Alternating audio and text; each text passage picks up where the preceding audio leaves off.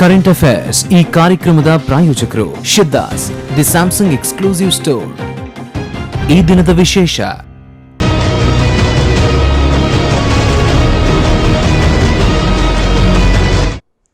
ವಿಶೇಷ ಕಾರ್ಯಕ್ರಮಕ್ಕೆ ಮತ್ತೆ ಸ್ವಾಗತ. ಎಸ್ ವೆಂಕಪ್ಪಗೌಡ್ರೆ, ಸರ್ಕಾರ ತೆಗೆದುಕೊಂಡಂತ ಕೆಲ ನಿರ್ಧಾರಗಳು ಇವತ್ತು ಆತ್ಮಹತ್ಯೆ ಪ್ರಕರಣ ಹೆಚ್ಚಾಗೋದಕ್ಕೆ ಕಾರಣವಾಗ್ತಾ ಇದೆಯಾ ಅನ್ನುವಂಥ ಒಂದು ಸಂಶಯ ಇದೆ. ಕಬ್ಬು ಬೆಳೆಗಾರರ ವಿಚಾರದಲ್ಲಿ ನಾವು ಹೇಳೋದಾದ್ರೆ, ನೀವು ಹೇಳಿದ್ರಿ ನಾವು ಒಂದು ಕೆಲಸವನ್ನ ಮಾಡಿದ್ವಿ, ಕಬ್ಬು ಬಾಕಿ ದುಡ್ಡು ಬಾಕಿ ಉಳಿಸಿಕೊಂಡಿರುವಂತಹ ಕಂಪನಿಗಳೇನಿದಾವೆ ಅಥವಾ ಕಬ್ಬಿನ ಕಾರ್ಖಾನೆಗಳೇನಿದಾವೆ ಅವುಗಳ ಸಕ್ಕರೆಯನ್ನ ಸೀಸ್ ಮಾಡ್ತೀವಿ. ಸೀಸ್ ಆಯ್ತು, ಆ ನಂತರ ಕಬ್ಬನ್ನ ಖರೀದಿ ಮಾಡೋರಿಲ್ಲ. ಇವತ್ತು ರೈತ ಕಬ್ಬಿನ ಬೆಳೆಗೆ ಬೆಂಕಿ ಕೊಡ್ತಾ ಇದ್ದಾನೆ. ಸೊ ಇದು ನೀವು ನಿಮ್ಮ ಸರ್ಕಾರ ತೆಗೆದುಕೊಂಡಂತ ನಿರ್ಧಾರ ಬ್ಲಂಡರ್ ಅಂತ ಅನಿಸೋದಿಲ್ವಾ? ಇದು ಈ ನಿರ್ಧಾರವೇ ತಪ್ಪಿದೆ ನೋಡಿ. ನೆಗಡಿ ಆಯ್ತು ಅಂತ ಮೂಗು ಕೊಯ್ದ್ರಿ ನೀವು. ಈಗ ನೋಡಿ, ವಿರೋಧ ಪಕ್ಷದವರು ಏನು ಹೇಳಿದರು, ನಾವು ಕಬ್ಬಿನ ಹಣವನ್ನು ಕಬ್ಬು ಕಾರ್ಖಾನೆಯವರ ಹತ್ರ ನಾವು ಬಾಕಿ ಮಾಡಿಕೊಂಡಿದ್ದೇವೆ, ನಾವೇನೋ ಅವರೊಟ್ಟಿಗೆ ಅಂಡರ್ಸ್ಟ್ಯಾಂಡಿಂಗ್ ಇದ್ದೇವೆ ಅಂತ ಹೇಳಿದರು.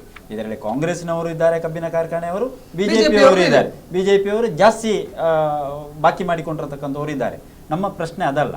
ಏನು ಹೇಳಿದರು ನಮಗೆ ಸಜೆಷನ್ ವಿರೋಧ ಪಕ್ಷದವರು, ಅವ್ರು ಬಾಕಿ ಮಾಡಿದ್ದನ್ನು ವಸೂಲಿ ಮಾಡಿ ಅನ್ನೋಂಥ. ಬಾಕಿ ಮಾಡಿದ್ದನ್ನು ವಸೂಲಿ ಮಾಡಲಿಕ್ಕೆ ನಾವು ಹೋಗಿದ್ದೇವೆ, ನಾವು ಕೊಡ್ತೇವೆ, ಸೆಷನ್ ಮುಗೀಲಿ ಹೇಳಿದ್ದಾರೆ. ಮೊನ್ನೆ ಸೆಷನ್ ಪ್ರಾರಂಭದಲ್ಲಿ ಹೇಳಿದ್ದಾರೆ.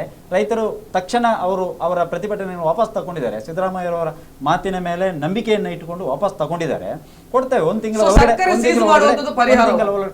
ಸೀಸ್ ಮಾಡುವಂತದ್ದು ಅಂದ್ರೆ ನಾಳೆಯಿಂದ ಕಬ್ಬನ್ನ ಖರೀದಿಸುವವರಿಲ್ಲ, ಕಬ್ಬನ್ನ ಅರೆಯುವವರಿಲ್ಲ ಅಂತಾದ್ರೆ ರೈತ ಏನು ಮಾಡಬೇಕು? ಕಬ್ಬನ್ನ ಆಯ್ತು, ಬೆಳೆದ ಕಬ್ಬನ್ನ ಏನು ಮಾಡಬೇಕು ಅಂತ ಪ್ರಶ್ನೆ. ನೋಡಿ, ಇದೇ ಮಾತಿಗೆ ಒಂದು ಹಂತದಲ್ಲಿ ನಮ್ಮ ಮುಖ್ಯಮಂತ್ರಿಯವರು ಕೂಡ ಒಂದು ಮಾತನ್ನ ಹೇಳಿದರು. ನಮ್ಮ ಹತ್ರ ಖಜಾನೆ ಬೇರೆ ಇಲ್ಲ ಅನ್ನುವಂಥ ಒಂದು ಮಾತನ್ನ ಅವರು ಹೇಳಿದರು. ಸತ್ಯ ಆದರೆ ಅವ್ರು ಹೇಳಿದ್ದು ಸತ್ಯದಂಥ ಮಾತನ್ನ ನಾನು ಕೂಡ ಇಲ್ಲಿ ಅದನ್ನು ಪುಷ್ಟೀಕರಿಸ್ತಾ ಇದ್ದೇನೆ. ಯಾಕೆಂತೇಳಿದ್ರೆ ಹಣ ಕೊಡಬೇಕು ಅಂತ ಹೇಳಿದ್ರೆ ನಮಗೆ ಬರತಕ್ಕಂಥ ಆದಾಯಗಳು ಬೇಕು. ನಮಗೆ ಬರತಕ್ಕಂಥ ಆದಾಯಗಳು ಇಲ್ಲದೆ ಹೋದರೆ, ಇವಾಗ ಏನೋ ಒಂದು ದೇಶದಲ್ಲಿ ಹೇಳಿದೇವಲ್ಲ, ಯಾವುದೇ ಅಲ್ಲಿ currency Greece ATM complete ATM ಎಲ್ಲ ಬಂದಾಗಿದೆ ಅಂತ. ಬಹುಶಃ ಆ ರೀತಿ ಆಡಳಿತಗಳು ಆಗಬಾರ್ದಲ್ಲ. ನಮ್ಮ ಹತ್ರ ಏನು ಉಂಟೋ ಅಷ್ಟಕ್ಕೆ ನಾವು ಮಾಡಬೇಕಲ್ಲದೆ ಅದನ್ನು ತುಲನೆ ಮಾಡಿಕೊಂಡು ಹೋಗ್ಬೇಕು ಅನ್ನುವಂಥ ನಿರ್ಧಾರದಿಂದ ಬರುವುದನ್ನು ನಾವು ವಸೂಲಿ ಮಾಡಲೇಬೇಕಾಗಿದೆ. ಆ ದೃಷ್ಟಿಯಲ್ಲಿ ವಸೂಲಿ ಆಗಿದೆ, ಮಾಡ್ತೇವೆ, ಅದನ್ನು ಕೊಡ್ತೇವೆ. ಯಾರು ಕೂಡ ರೈತರು ಧೃತಿ ಕಡಬೇಕಾಗಿರತಕ್ಕಂಥ ಅನಿವಾರ್ಯತೆ ತಕ್ಷಣ ಕೂಡ ರೈತರ ಆತ್ಮಹತ್ಯೆ ವಿಚಾರದಲ್ಲಿ ಪ್ರಾಕ್ಟಿಕಲ್ ಆಗಿ ಥಿಂಕ್ ಮಾಡಲಿಲ್ಲ. ಈಗ ಒಂದು ವಿಚಾರವನ್ನ ನಾನು ಅವರ ಮುಂದೆ ಇಟ್ಟೆ, ನೀವೇ ಸ್ಟಾರ್ಟ್ ಮಾಡಿದ್ದು ಕಬ್ಬಿನ ಕಾರ್ಖಾನೆಗಳಿಗೆ ಪಾಠ ಕಲಿಸಿ. ಇವತ್ತು ಕಬ್ಬು ಖರೀದಿದಾರರಿಲ್ಲದೆ ಈ ಒಂದು ಕಡೆಯಲ್ಲಿ ಸಾಲ ಬಾಧೆಯಿಂದ ಆತ್ಮಹತ್ಯೆ ಮಾಡ್ಕೊಳ್ಳೋದಾದ್ರೆ, ಮತ್ತೊಂದು ಕಡೆಯಲ್ಲಿ ಖರೀದಿಸುವವರಿಲ್ಲ ಅಂತ ಹೇಳಿ ಸುಸೈಡ್ ಮಾಡುವಂತ ಪರಿಸ್ಥಿತಿ ಇದೆ. ಸೊ ಇದಕ್ಕೆ ನೀವು ಜವಾಬ್ದಾರರಾಗ್ತೀರಿ. ಸೀಸ್ ಮಾಡಿ ಅಂತ ಹೇಳಿದವರು ನೀವೇ. ಈಗ ತಕ್ಷಣದ ಪ್ರಶ್ನೆ ಇರುವಂತದ್ದು ಆತ್ಮಹತ್ಯೆಯನ್ನು ನಿಲುಗಡೆಗೊಳಿಸುವಂತದ್ದು, ಅವನ ಹತ್ರ ಆತ್ಮಸ್ಥೈರ್ಯ ಉಂಟು ಮಾಡಿಸುವಂಥದ್ದು ರೈತರದ್ದು. ಬೇರೆ ಎಲ್ಲ ವಿಚಾರಗಳು ಬೇರೆ, ಅದು ಸರ್ಕಾರದಿಂದಲೇ ಆಗುವಂಥದ್ದು. ಯಾಕಂತ ಹೇಳಿದರೆ ಸರ್ಕಾರ ತಕ್ಷಣ ಕಾರ್ಖಾನೆ ಮಾಲೀಕರನ್ನು ಮತ್ತು ರೈತರನ್ನು ವಿಶ್ವಾಸಕ್ಕೆ ತೆಗೆದುಕೊಂಡು ಅವರಿಂದ ಹಣ ಕೊಡುವಂಥದ್ದು ಅಥವಾ ಬ್ಯಾಂಕಿನವರಿಂದ ಹಣ ಅವರಿಗೆ ಕೊಡಿಸುವಂಥದ್ದು ವ್ಯವಸ್ಥೆ ಮಾಡಬೇಕು. ಅವನಿಗೆ ಪುನಃ ಒಂದು ಬೆಳೆ ಬೆಳೆಸಲಿಕ್ಕೆ ಬೇಕಾದಂಥ ಸಾಲಗಳು ವ್ಯವಸ್ಥೆಗಳು ಅಥವಾ ಅವನ ಸಾಲದಿಂದ ಋಣಮುಕ್ತಿ ಮಾಡುವಂಥದ್ದು ಇದು ಸರ್ಕಾರ ಮಾಡಬೇಕು. ನಾವು ಒಂದು ವಿರೋಧ ಪಕ್ಷವಾಗಿದ್ದುಕೊಂಡು ಏನು ಮಾಡಬೇಕು ಅದನ್ನು ಮಾಡ್ತಾ ಇದ್ದೇವೆ. ನೀವು ಭಾವನಾತ್ಮಕವಾಗಿ ಪ್ರತಿಕ್ರಿಯಿಸಿದ್ರ ಅಂತ ಅಲ್ಲ, ಭಾವನಾತ್ಮಕವಾಗಿ ನಾವು ಪ್ರತಿಕ್ರಿಯೆ ಮಾಡಲಿಲ್ಲ. ಅಲ್ಲ, ಈಗ ಸೀಸ್ ಮಾಡೋದ್ರಿಂದ ಆಗಿರ್ಬೋದು ಅಥವಾ ಉಳಿದ ಪರ್ಯಾಯ ವ್ಯವಸ್ಥೆಗಳನ್ನು ಮಾಡುವ ಸಂದರ್ಭದಲ್ಲಿ ಇದರಿಂದ ರಿಟರ್ನ್ ಹೊಡಿಬಹುದು. ಅಲ್ಲ, ನಾವೊಂದು ವಿರೋಧ ಪಕ್ಷವಾಗಿದ್ದುಕೊಂಡು ಸರ್ಕಾರವನ್ನ ವಿಧಾನಸಭೆ ಆ ವಿಚಾರ ಚರ್ಚೆಗೆ ಬಾರದೆ ಅದಕ್ಕೆ ಪರಿಹಾರ ಮಾಡದೆ ನೀವು ಕಾರ್ಯಕ್ರಮ ಅದೇ ಇವ್ರು ಮಾಡಬೇಕಾಗಿತ್ತು ಮಾಡುವಂತದ್ದು. ಈ ವಿಚಾರದಲ್ಲಿ ಬಿಜೆಪಿಗಿಂತಲೂ ನಾವು ಕುಮಾರಸ್ವಾಮಿಯನ್ನು ಕೇಳಬೇಕಾಗಿದೆ. ಕುಮಾರಸ್ವಾಮಿ ಏನ್ ಮಾಡ್ತಾರೆ, ಯಾರೋ ಒಬ್ಬ ರೈತ ಸತ್ತ ತಕ್ಷಣ ಸೀದಾ ಅಲ್ಲಿಗೆ ಹೋಗ್ತಾರೆ. ಅಲ್ಲಿಗೆ ಹೋಗಿಬಿಟ್ಟು ಭಾರಿ ವೈಭವೀಕರಣ, ಅವನ ಸಾವನ್ನ ವೈಭವೀಕರಣ ಮಾಡತಕ್ಕಂಥದ್ದನ್ನ ಕುಮಾರಸ್ವಾಮಿ ಅವರು ಮಾಡಿಕೊಂಡು ಬಂದಿದ್ದಾರೆ. ಬಹುಶಃ ಅದನ್ನೇ ಇವರು ಅನುಕರಣೆ ಮಾಡಿಕೊಂಡು ಬಂದರು. ಅವರೇ ಪ್ರಾರಂಭದಲ್ಲಿ ಅದು ಪ್ರಶ್ನೆ ಅಲ್ಲ, ಅದು ಬರುವುದಿಲ್ಲ ಹೇಳುವಂತದ್ದು ವೈಭವೀಕರಣ ಪ್ರಶ್ನೆ ಅಲ್ಲ. ಈಗ ಆಡಳಿತ ಮತ್ತು ವಿರೋಧ ಪಾರ್ಟಿಗಳು ನೋಡಿ ರೈತರು ಆತ್ಮಹತ್ಯೆ ಮಾಡಿಕೊಂಡಿದ್ದಾರೆ, ನೋವಿದೆ ಅನ್ನುವಂಥದ್ದು ನಾವು ಹೇಳ್ಕೊಂಡು ಬಂದಿದ್ದೇವೆ. ಅದರಲ್ಲಿ ಯಾರು ಸಂತೋಷವನ್ನು ಪಡತಕ್ಕಂಥ ವಿಚಾರಗಳಲ್ಲ. ಈ ರೈತನೇ ಈ ದೇಶದ ಬೆನ್ನೆಲುಬು ಅನ್ನುವಂಥದ್ದನ್ನ ನಾವೆಲ್ಲ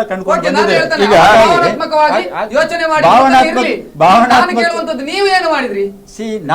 ನಿಮ್ಮ ಸರ್ಕಾರ ಏನು ಮಾಡಿತ್ತು ಅಂತಾದ್ರೂ ಒಂದು ಬೇಕು. ಈಗ ನಾವು ರೈತರಿಗೆ ಇಷ್ಟ ತನಕ ತೊಂದರೆ ಮಾಡಿಕೊಂಡಿರತಕ್ಕಂಥ ಹೇಗೆ ಒಂದು ಕಬ್ಬಿನ ವಿಚಾರದಲ್ಲಿ ರಾಗಿ ಬೆಳೆಗಾರರು ಸುಸೈಡ್ ಮಾಡ್ಕೊಂಡದ್ದಿದೆ. ಈರುಳ್ಳಿ ಬೆಳೆಗಾರರು ಸುಸೈಡ್ ಮಾಡ್ಕೊಂಡದಿದೆ. ನೋಡಿ, ಓವರ್ ಆಲ್ ನೀವು ಹೇಳುವಂಥದ್ದು ನಿಮ್ಮ ಪ್ರಕಾರ ನಾನು ನಿಮಗೆ ಅದನ್ನ ಅಂಕಿಅಂಶ ಕೊಡ್ತೇನೆ ಅಂತ ಹೇಳಿದೆ. ಅದನ್ನ ಲಘುವಾಗಿ ತಗೊಳ್ಳುವುದು, ನಾನು ಡಿ ವಿ ಸದಾನಂದ ಗೌಡರಾಗಿ ಮಾತಾಡುವಂತಲ್ಲ, ಲಘುವಾಗಿ ತಗೊಳ್ಳುವಂಥದ್ದಲ್ಲ. ನಾನು ನಿಮಗೆ ಇಯರ್ ವೈಸ್ ನಾನು ಹೇಳ್ತಾ ಇದ್ದೀನಿ, ಇದು ಸತ್ತದ್ದು ಸರಿ ಅಂತೇಳಿ ಅಥವಾ ಸತ್ತ ಅಂಕಿಅಂಶಗಳನ್ನು ಕೊಟ್ಟ ತಕ್ಷಣ ಇದು ನಮ್ಮದು ಮುಗೀತು ಅನ್ನುವಂಥ ವಿಚಾರಗಳೇನಲ್ಲ. 2003, 2004 708 ರೈತರುಗಳು ತೀರಿ ಹೋಗಿದ್ದಾರೆ. 2004, 2005 271, 2005-6 163, 6-7 346, 7-8 347, ಯಾವುದರ ಬಗ್ಗೆ ಕೇಳ್ತೀನಿ, 9-10 290, ಅಂದ್ರೆ ರೈತರ 10-11 242, ಆತ್ಮಹತ್ಯೆ ಬಗ್ಗೆ ಮಾತ್ರ.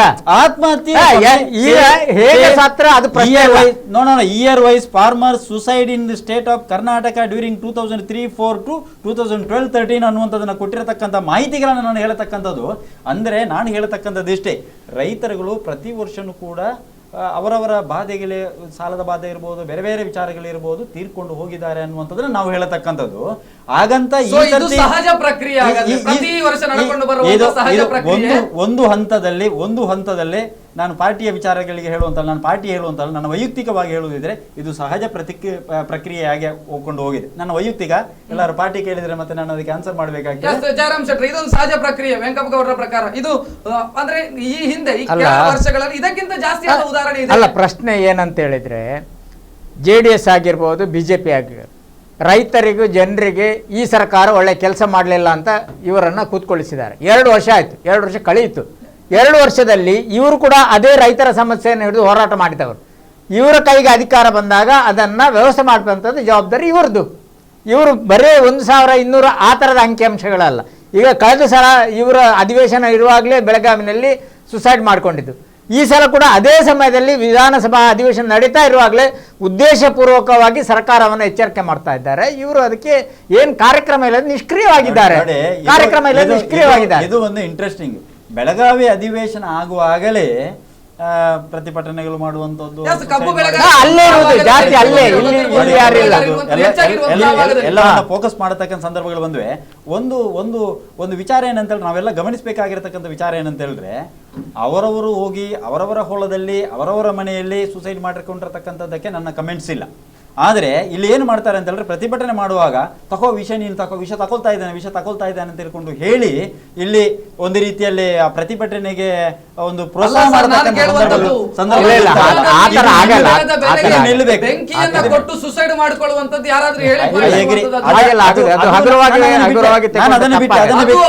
ವಿಕಲಚೇತನ ರೈತ ಆ ರೀತಿ ಸಾವನ್ನಪ್ತಾನೆ, ನಿಮ್ಮ ಸರ್ಕಾರ ಏನು ಮಾಡ್ತಾ ಇದೆ ನೋಡಿ.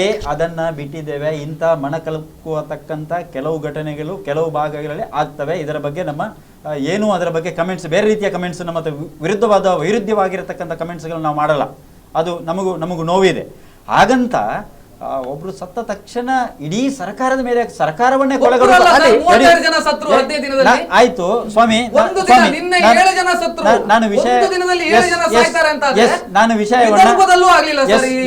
ನಾನು ವಿಷಯವನ್ನ ಬದಲಾವಣೆ ಮಾಡ್ತೇನೆ ಅಂತ ನೀವು ಹೇಳಲಿಕ್ಕೆ ಹೋಗುದು ಬೇಡ. ವ್ಯಾಪಂ ಹಗರಣ ನಿಗೂಢ ಸಾವು 26ಕ್ಕೆ ಬಂತು.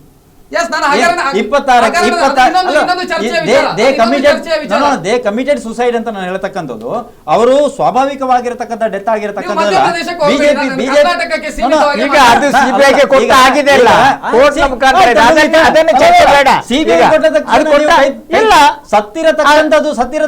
ಸತ್ತಿರತಕ್ಕಂಥದ್ದಲ್ವಾ ಸಿಬಿಐ ಕೊಟ್ಟತಕ್ಕಂಥ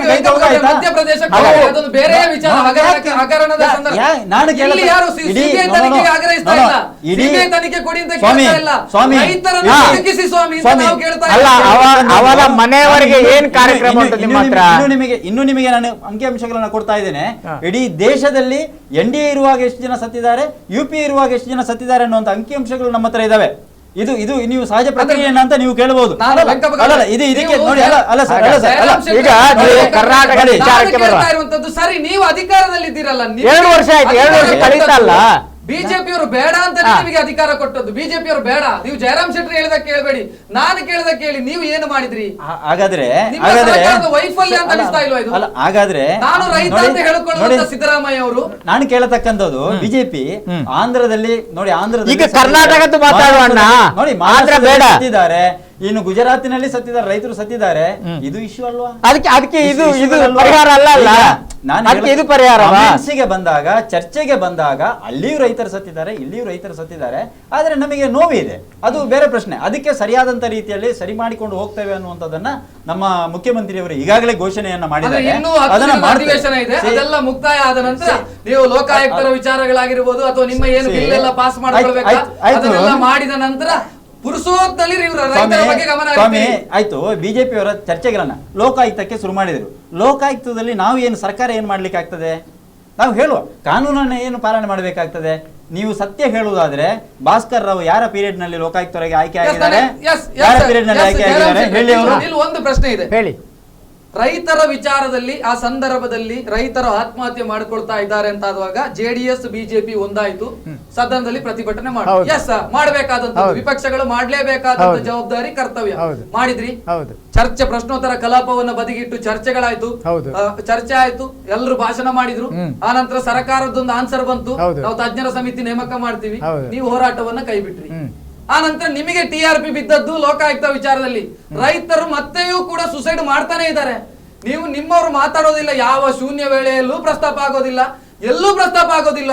ಯಾಕೆ ಹೀಗೆ? ಅಲ್ಲ, ವಿಪಕ್ಷಗಳು ಕೂಡ ಹೀಗೆ ಆಗಿದಾವ. ಅಲ್ಲ, ವಿಪಕ್ಷ ಆದ್ರಿಂದ ಆ ವಿಚಾರವನ್ನ ಎಲ್ಲವನ್ನ ಬಿಟ್ಟು ರೈತರ ಬಗ್ಗೆ ಚರ್ಚೆಗೆ ತಗೊಂಡದ್ದು. ಒಂದು ದಿನ ಚರ್ಚೆ ಆಯ್ತು, ಒಂದು ದಿನ ಚರ್ಚೆ ಆಯ್ತು. ಮೈಲೇಜ್